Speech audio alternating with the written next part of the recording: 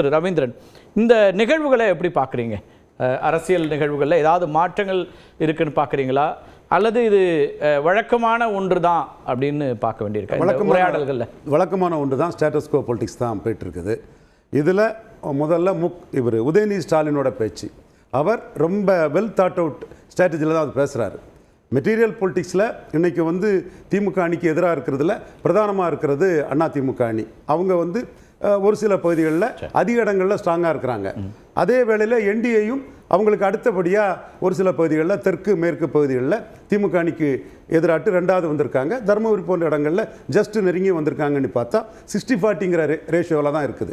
ஒரு 60% இடங்களில் பிரதான எதிரியான அதிமுகவும் 40% இடங்களில் புதுசாக ஒரு அணி அமைச்சிட்டு வந்த என்டிஏயும். இல்லை, நாடாளுமன்ற தேர்தல், அது சட்டமன்ற தேர்தல்னு வரும்போது அப்படி ஒரு சினாரியோ இருக்குமா? அதிமுக இதை விட தாண்டி என்டிஏ போயிடலாமே.